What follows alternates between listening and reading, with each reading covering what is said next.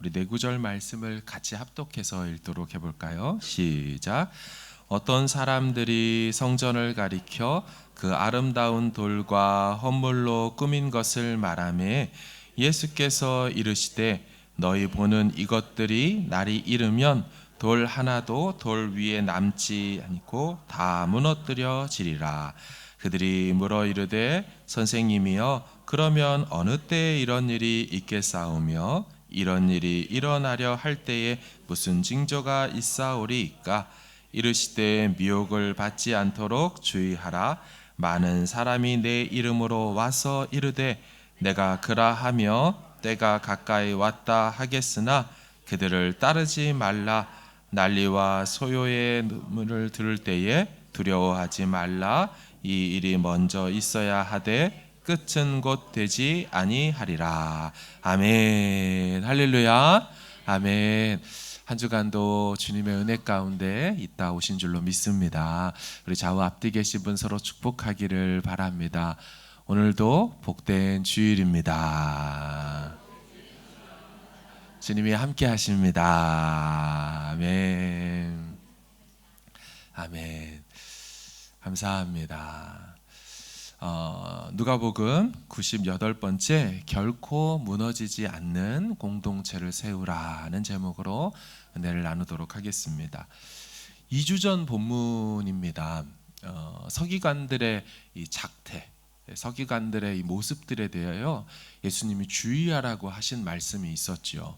긴 옷을 입기를 좋아하고 높은 자리 상석 앉는 거 좋아하고 과부의 가산을 삼키며 외식으로 길게 기도하는 이 서기관들을 삼가야 한다.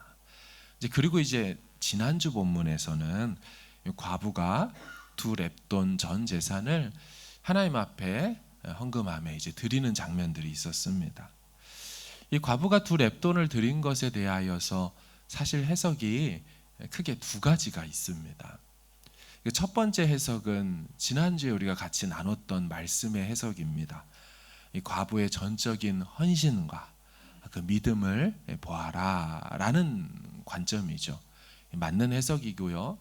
예수님도 그 과부에 대하여서 칭찬하는 어조로 말씀하신 거 분명합니다. 근데 두 번째 해석도 사실은 있었습니다. 과부가 두 렙돈의 헌금을 드린 것을 어떻게 보냐면 서기관들의 악랄함과 그리고 종교 지도자들의 위선으로 보는 관점입니다. 이게 무슨 소린가? 문맥을 보면 그리 해석이 될 수도 있습니다. 그러니까 예수님께서 서기관들을 삼가라, 주의하라 하시면서 서기관들이 무슨 짓을 하고 다닌다고 말했습니까? 과부와 관련해서 우리 47절을 봐보세요. 그들은 과부의 가산을 삼키는 자들이다. 자, 그러면 어떻게 그들이 과부의 가산을 삼키고 있었을까요? 그 다음 장면이 두 렙돈이 전 재산인 과부의 돈을 헌금하도록 종용하여 그걸 삼키고 있도다라고 말하는 해석인 것입니다. 자, 그럼 그렇게 삼켜진 과부의 가산은 도대체 어떻게 되었을까요? 그게 오늘 본문인 거로 보는 거죠. 5절 보세요. 어떤 사람들이 성전을 가리켜 그 아름다운 돌과 헌물로 꾸민 것을 말하며, 자, 이 헌물 바로 앞절에서 누가 드렸어요? 과부가 헌금하며 헌물을 드렸죠. 그 헌물이 여기서 등장하면서 그 돈으로 뭐 했다는 거예요? 그들이 성전을 꾸미고 치장하는데 사용하였다는 거죠. 그러니까 과부가 두 렙돈 넣는 장면은 두 번째로 이같이 해석이 된다는 거예요. 서기관들이 과부의 가산을 삼킨다. 어떻게? 저 봐라. 전 재산 두 렙돈을 다 바치도록 만들어서 말이지. 그리고 그 돈 갖고 뭐 하냐? 이 아름다운 성전, 너희들 보기에 치장한 이거 여기에 다 쓰고 있지 않느냐. 그럼 원래 성전에 드렸던 그들의 헌금들은 어디에 사용을 해야 됩니까? 율법에 의하면 성전을 보수하는 일에 사용하도록 되어 있습니다. 나쁜 거 아니에요. 맞는 겁니다. 제사장들과 레위인들이 성전 일을 할 수 있도록 그렇게 사용하는 것도 율법에 의하면 맞습니다. 하지만 그것에 못지않은 중요한 목적이 있었습니다. 그것은 과부와 어려움을 당한 사람들을 구제하는 데에 그 돈을 쓰라고 세 종류의 11조 중에 세 번째 11조는 그렇게 사용하도록 되어 있습니다. 그런데 지금 이 과부가 어떤 상황입니까? 전 재산이 2렙돈밖에 없는 상태죠. 그것이 이 여인이 처한 이 형편이 무엇을 말해주는 거예요? 당시 종교 지도자들이 이런 과부를 돌보지 않았다는 겁니다. 어떻게 돌보지 않았으면 재산이라고는 겨우 20분 일해서 벌 수 있는 이 2렙돈에 불과할 수밖에 없느냐. 너희들은 돌봐야 되고 관심 가져야 될 이 과부와 고아와 객은 내팽개치고 뭐에 관심이 있다는 거예요? 아름다운 이 돌로 지어진 성전, 그것을 치장하고 꾸미는 데만 관심이 있느냐. 지금 이렇게 말씀을 보는 것이죠. 예수님 그 부분을 지적하는 것입니다. 그들은 하나님이 아름답게 보시는 것과 다른 관점을 가지고 있었다는 거예요. 하나님은 과부와 고아와 객을 돌보는 것, 거기에 관심을 두고 그들을 위해 선을 베푸는 걸 아름답게 보셨어요. 나중에 우리 사도행전에서 봐도 헬라파 과부와 히브리파 과부가 구제에 빠지는 것 때문에 교회에 큰 이슈가 되죠. 여러분, 그게 작은 일이 아니었다는 거예요. 초대교회가 온 힘을 다해서 그것 때문에 직분자를 선출하고 7집사를 세울 정도로 구제는 교회에 중요한 거였고, 초대교회는 그 일에 바로바로 대처했다라는 내용이죠. 뿐만 아니라 사도 바울도 유럽과 소아시아 지역을 돌아다니며 선교하면서도 예루살렘 교회가 기근으로 어려움을 당하자 우리 구제해야 된다고 하며, 여러분들의 그 구제와 이 모든 것들은 하나님 앞에 향기가 되고 아름다운 제사가 됩니다 하며 그 일에 앞장섰지요. 사랑하는 여러분, 우리는 종종 미국의 그 아름다웠던 교회인 크리스탈 처치라고 하죠, 수정교회의 이야기를 듣곤 했습니다. 얼마나 아름다웠는지 사실 저는 이제 굳이 가볼 생각은 하지 않았었는데, 반사가 되는 특수 제작된 유리 조각, 유리판으로 교회 전체를 1만 장으로 이렇게 다 감싸서 꾸몄다 그래요. 볼트 너트로 조립한 게 아니고 특수 접착제로 다 붙여가지고 햇빛이 쫙 비치면 그 주변에 이 교회만, 건물만 찬란하게 빛나도록 그렇게 지어진 건물이래요. 유리로 지어졌다고 해서 약하냐? 아니요. 진도 8.0의 지진이 와도 무너지지 않는 견고한 건물로 지어졌어요. 근데 지금 그 교회는 어떻게 됐습니까? 그 아버지 로버트 슐러 목사님 은퇴하면서 아들한테 물려줬어요. 세습을 했어요. 이에 대해서 반대하고 또 아들이 잘 못하니까 막 문제가 일어나자 딸한테 물려줍니다. 딸 목사가 막 하는데도 안 되고 하자 결국 다 운영진에서 그 가족들이 사퇴하고 재정의 어려움을 겪다 타종교로 매각돼 버렸습니다. 정말 한국 목사님들이 당시에 수정교회 갔다 온 얘기를 강단에서 얼마나 아름다운 교회냐 하며 얘기했던 적이 많았었어요. 온 재정과 교회의 관심이 우리의 건물, 이 건물 보기 위해서 오는 하나님이 결국에 버리시더라고요. 미국은 역시 미국인 것 같습니다. 얼마나 교회들이 크고 멋지고 화려한지 모르겠어요. 감히 흉내낼 수 없을 정도로 멋지게 짓곤 합니다.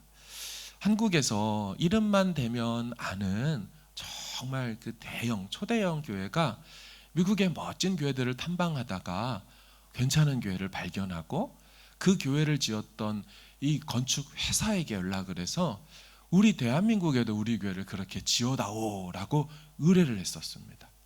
그래서 그 교회를 지었던 건축회사가 와서 실측을 하고 건축을 시작을 했어요.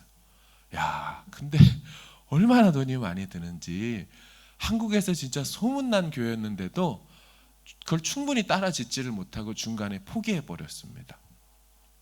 그래서 건축회사가 이렇게 말했대요. 어디 가서 우리 회사가 지었다고 말하지 말아라고. 짓다 말았으니까. 근데도 제가 그 교회를 가봤는데 그냥 눈이 뒤집어질 정도입니다.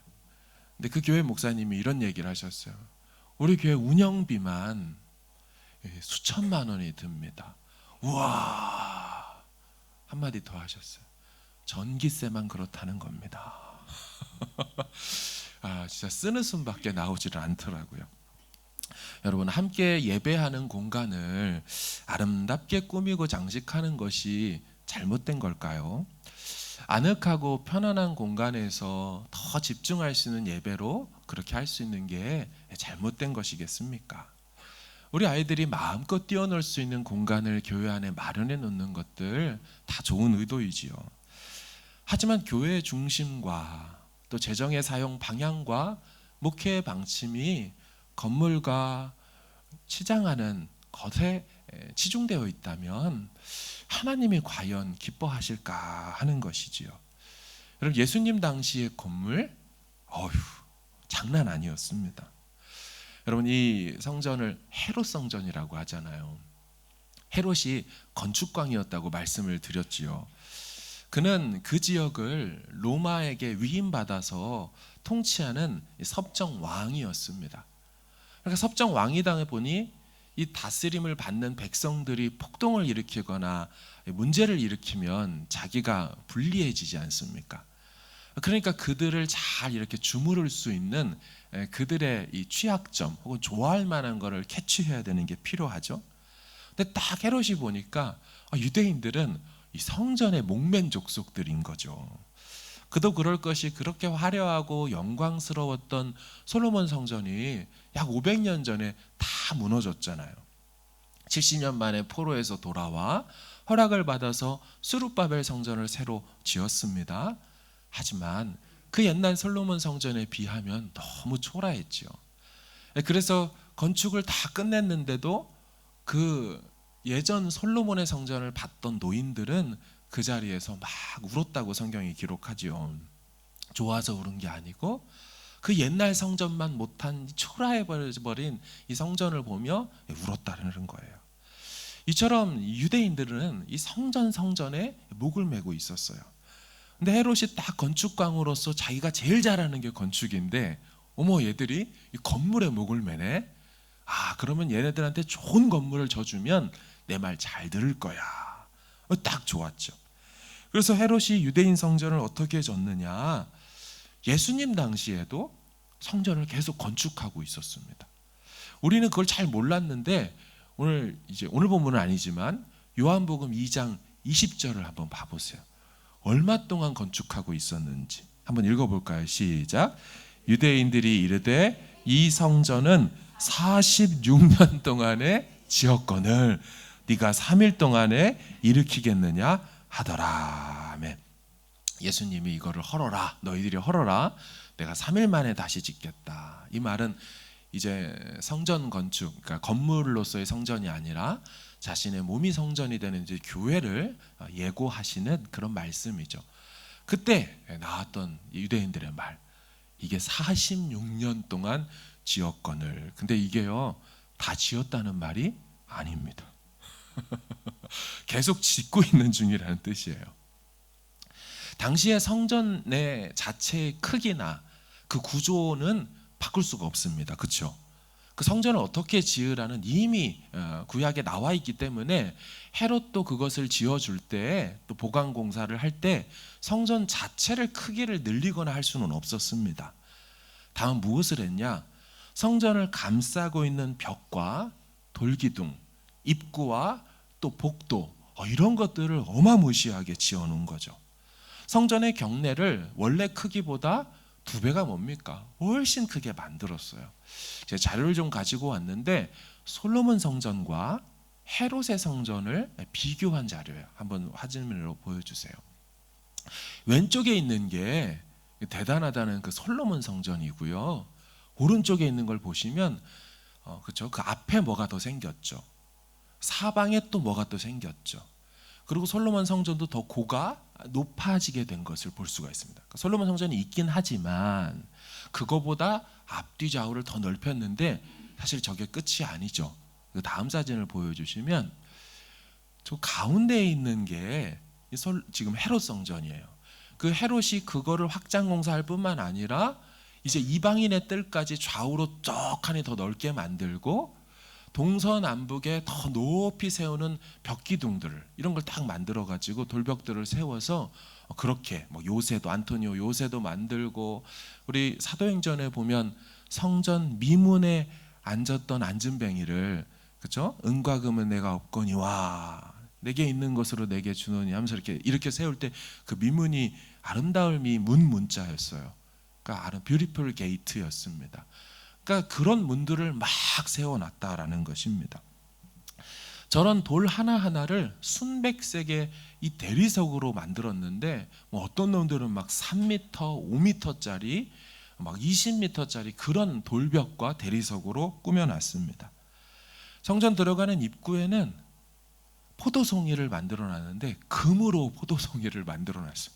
근데 요만한 포도송이가 아니고 사람 키만한 포도송이를, 황금 포도송이를 만들면서 거기를 지나다니게 만들었죠.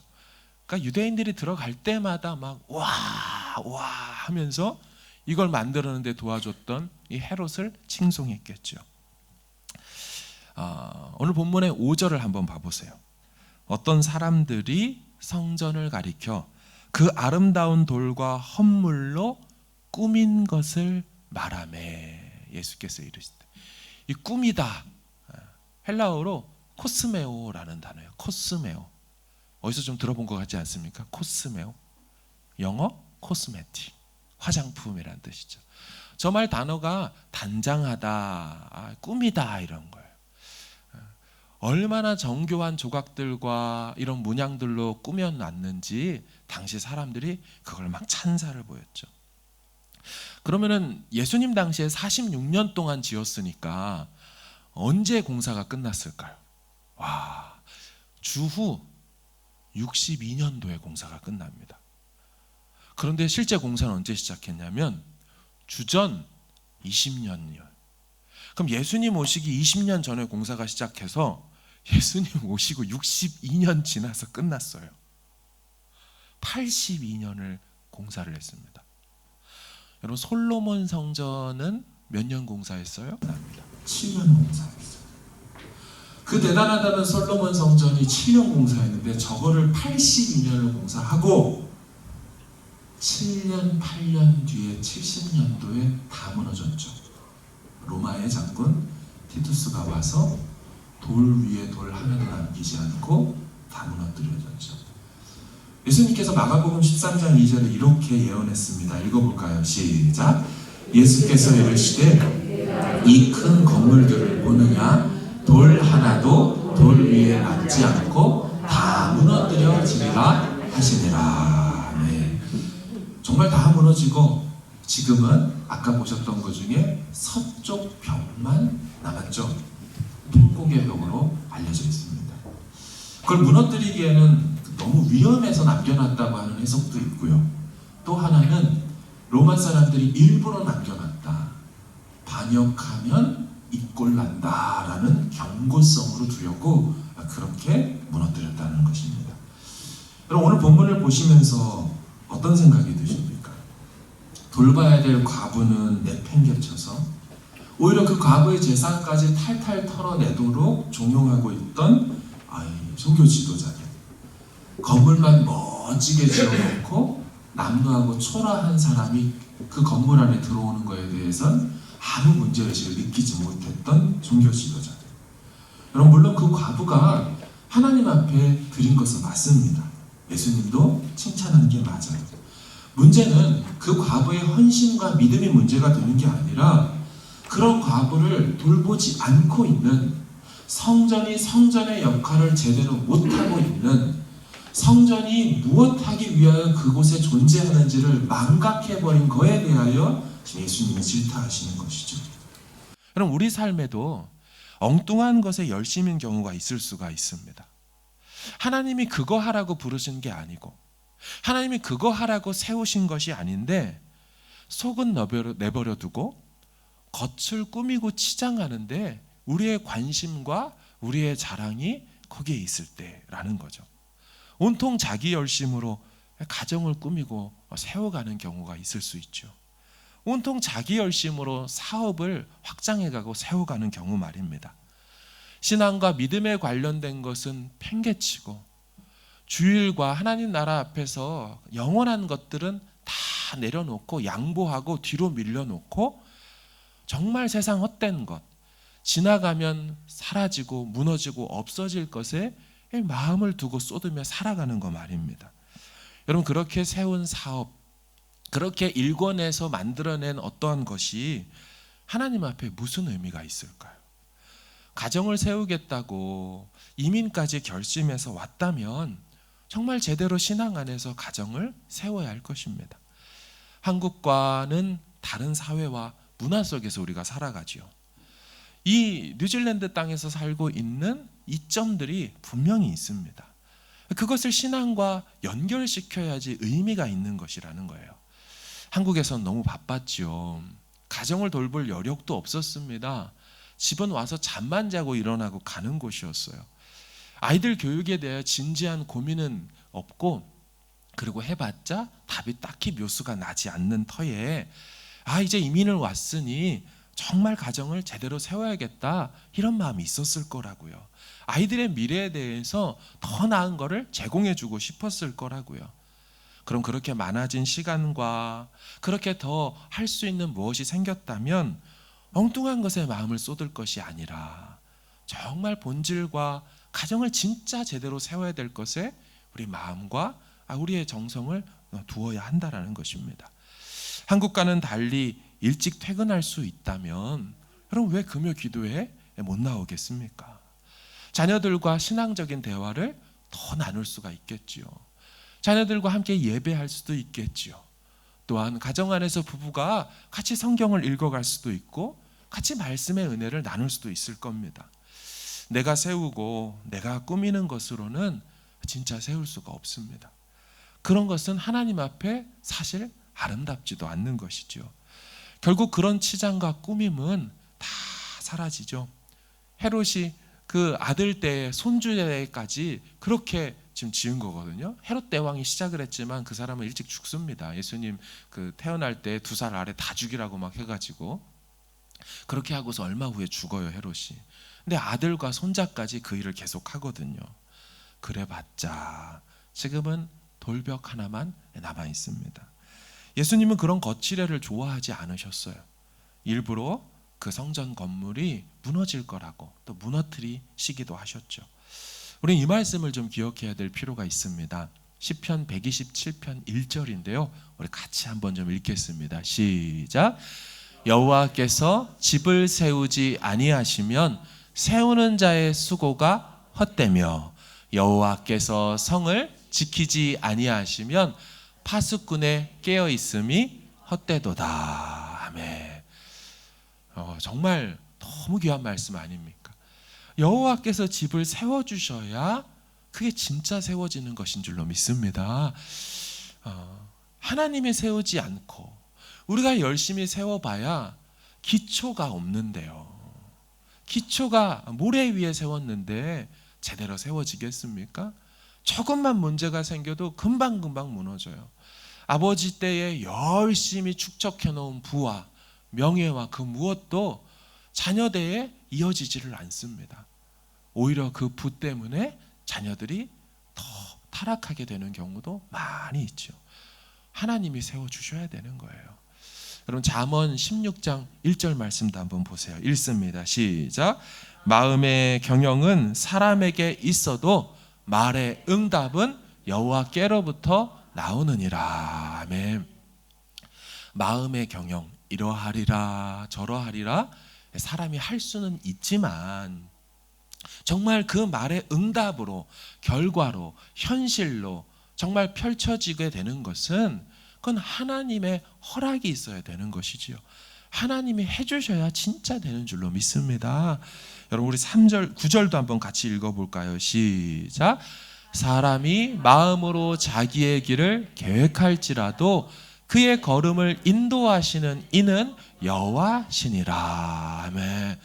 그렇죠. 많은 계획을 하고, 여보 우리 이렇게 해볼까? 우리 아이들 이렇게 해볼까? 등등 많은 걸 계획해도 정말 그 걸음을 인도하실 수 있는 분은, 거기까지 우리를 데려가실 수 있는 분은 여호와시라고 말씀하는 겁니다. 이걸 잃어버리면 안 돼요. 우리가 열심히 무언가를 한다고 하지만 그 우리의 열심에 하나님의 시선도 있을까? 하나님도 이거에 동의하신 적이 있을까?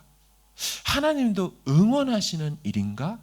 여러분, 이거 진지하게 고민해보고 열심을 내야지, 열심히 달려갔는데 거기가 아니란다 하더라더라 하는 순간 여러분, 간 만큼 돌아오는 건 또 고생이거든요.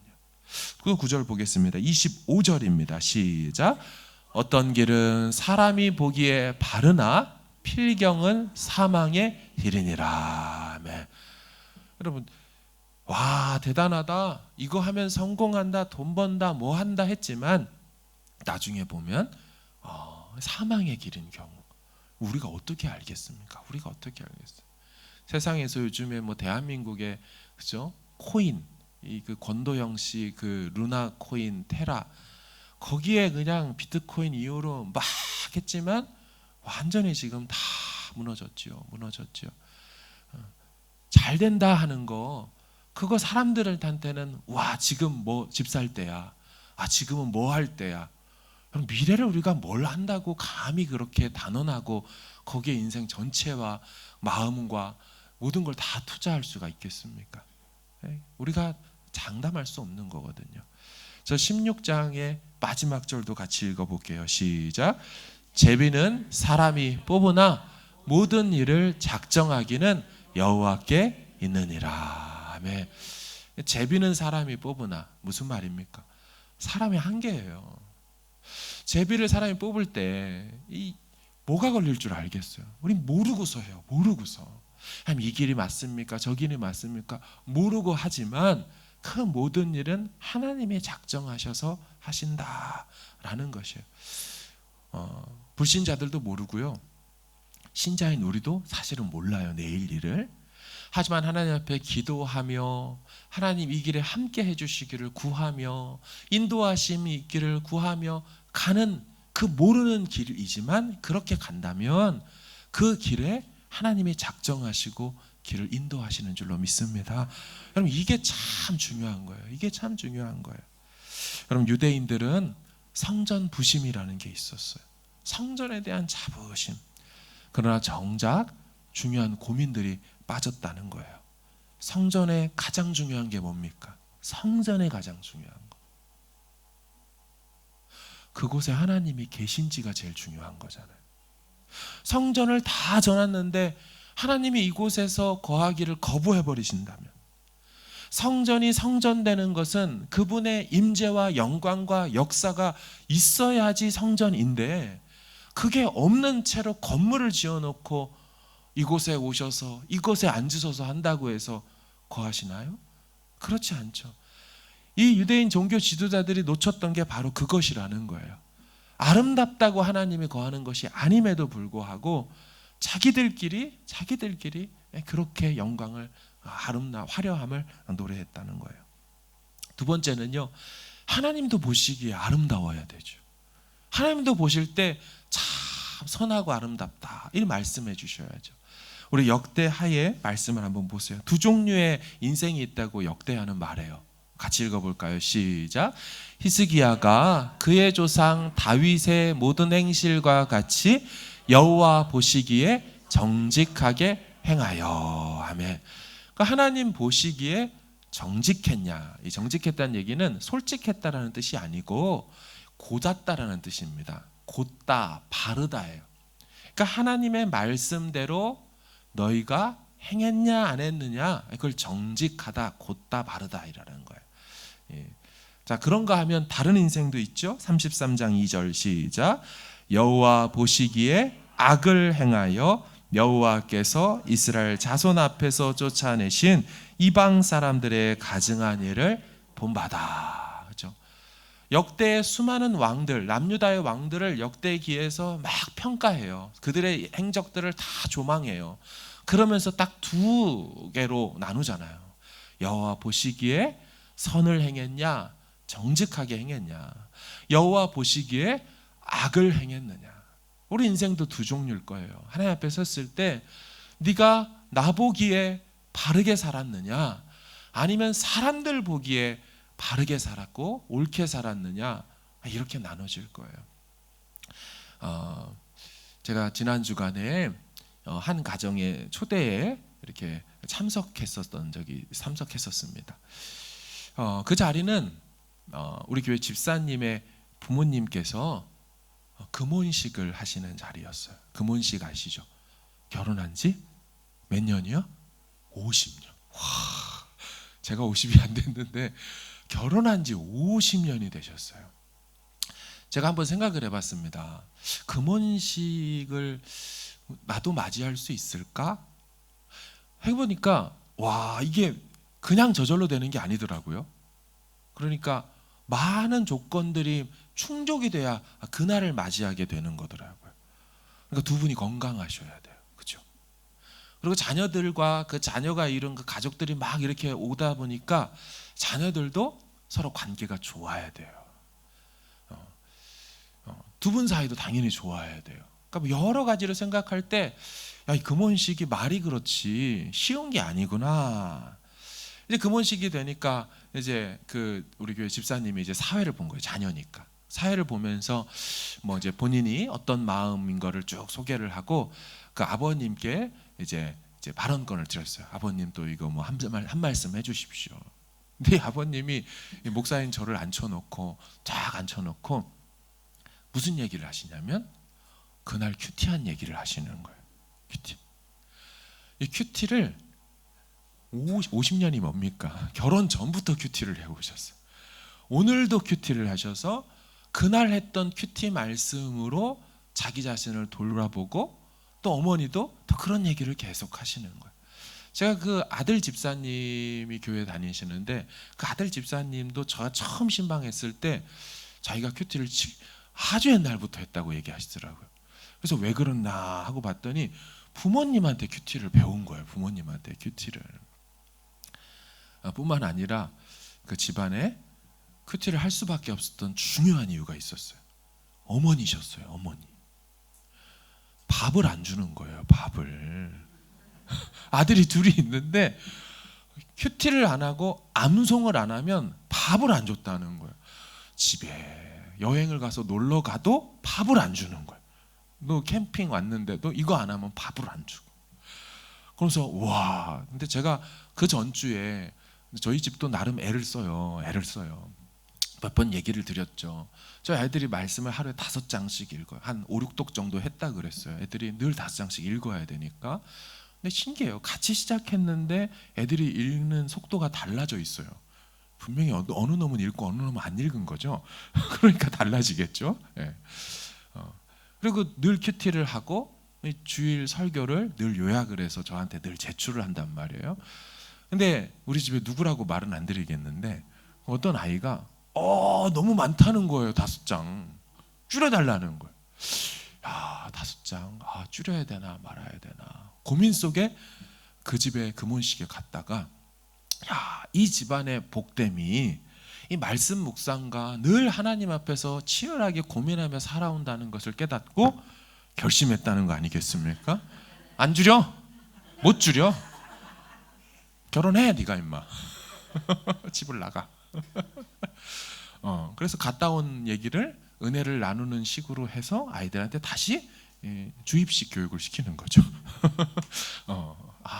나는 오히려 더 깨달았다 얘들아. 난 막 더 결심이 되던데 이러면서 이래야 되겠더라. 여러분, 여호와께서 집을 세워주셔야 세워지는 줄로 믿습니다. 우리가 열심히 애를 써도 돈은 엄청 교회 제가 사역을 한 20년을 했는데 수많은 집을 신방했잖아요. 새 교회를 굵직하게 섬기는 다 3,000대 교회들이에요. 3,000대 교회. 그러니까 교구를 맡으면 400명씩 막 500명씩 맡아요. 좀 말했죠. 스카이캐슬 그 작가가 저희 교회 지구 집사님이었다고. 그때 막 그 스카이캐슬 막 난리 났을 때 그는 전에 만났지만 물론 막 대단한 분들, 뭐 어마어마한 분들 집 가면 막 눈 돌아가게 생긴 집들 있어요. 그런데 그게 중요한 게 아니더라고요. 아무리 화려하고 멋지고 대단한 뭐 학력과 뭐 이거 집안 배경을 다 가져도 그게 중요한 게 아니에요. 인생을 뚜껑을 딱 열어보면 아이 문제, 여러 문제로 여전히 씨름하고 있어요. 왜 그런 거 하고 보면 어릴 적부터 아이들을 제대로 가르쳐 놓질 않았어요.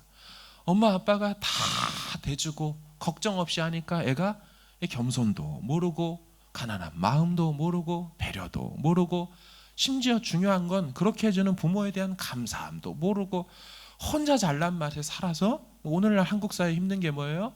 학원 폭력, 학교 폭력이잖아요. 그렇죠? 뭐 연진이 나오고 더 글로리 나오고 막 이런 것들이 왜 그렇습니까? 자녀들을 그렇게 키워내서 그런 거예요. 하나님 앞에서 정말 중요한 건 마른 떡 한 조각이 있어도 말씀 앞에서 기도하며 정말 가정이 하나님 중심, 여호와 중심으로 세워져 가는 것인 줄로 믿습니다. 여러분, 예수님은 건물 성전을 무너뜨리겠다고 말씀하시고 당신이 세우는 새로운 성전을 지으시겠다고 하셨어요. 내가 내 교회를 세우리니 하셨어요. 예수 그리스도가 머리 되시고 그분을 주로 고백하는 모든 백성들이 그분의 몸을, 지체를 이루는 교회를 세우시겠다고 하셨어요. 여러분, 가정을 교회로 세우시기를 주의 이름으로 축원합니다. 가정 안에 예배가 있도록 하셔야 돼요. 가정 안에 그리스도가 주 되신다고 고백하도록 만드셔야 돼요. 우리 가족 구성원 안에 불신자가 혹은 없는지. 여러분, 교회에 불신자가 있으면 안 되잖아요. 목장에서 은혜를 나눠야지 엉뚱한 것에 가치에 빠지면 안 되잖아요. 교회가 그러면 안 되는 것처럼 말이죠. 가정 안에 예수를 모르는 아이가 있지 않도록, 예수님과 멀어지는 우리 가정 안에 권속이 한 명도 없도록 여러분 열심히 목양하셔야 돼요. 부모님이 목회자가 되어서, 전도사님이 되어서 정말 아이들과 온 가족들을 제자 삼을 수 있도록 그렇게 든든하게 가정들을 세워가셔야 합니다. 그래서 가정 안에서 구제도 이루어지고 섬김도 이루어지고 우리 가정을 통해 하나님 어떻게 일하실지를 그걸 고민하며 여기 우리 뉴질랜드 왔는데 그렇게 마음을 먹으셔야 되는 거예요. 뿐만 아니라 여러분, 사업장도 마찬가지입니다. 이 사업장도 주님이 함께 하시는 교회로 만드셔야 돼요. 이 사업장과 이 기업이 정말 오너가 하나님이신지, 문을 열면서 출근하면서 기도하며 말씀과 함께 출근을 하고, 주님 문제가 생길 때도 잠시 묵상하며 어떻게 해야 됩니까를 고민하고, 또 그리고 문을 닫고 집에 돌아올 때도 하나님 오늘도 직장 가운데서 살아계셔서 함께 해주셔서 감사합니다로 돌아오는 일들이 우리 삶 가운데 직장과 사업에도 동일하게 교회처럼 이루어져야 하는 것입니다. 세상 나라 다 무너졌어요. 아름답다던 헤롯 성전도 다 무너졌어요. 오직 그분의 공동체만 결코 무너지지 않을 것입니다. 교회가 무너지지 않고 곧 가정이 교회되어서 여러분의 그 사업도 정말 주님이 임재하시는 곳으로 만드셔서 하나님 앞에서 든든하게, 내가 세우는 게 아니고 내가 버팀목과 기초석이 되는 게 아니라 그리스도가 머릿돌 되고 사도와 선지자들의 터, 그분들이 가르쳐준 말씀, 진리 위에 기초를 삼아 세워져서 어떤 환난 풍파가 와도 무너지지 않을 수 있는 그런 공동체를 세워가는 저와 여러분 되길 주의 이름으로 축원합니다. 아멘.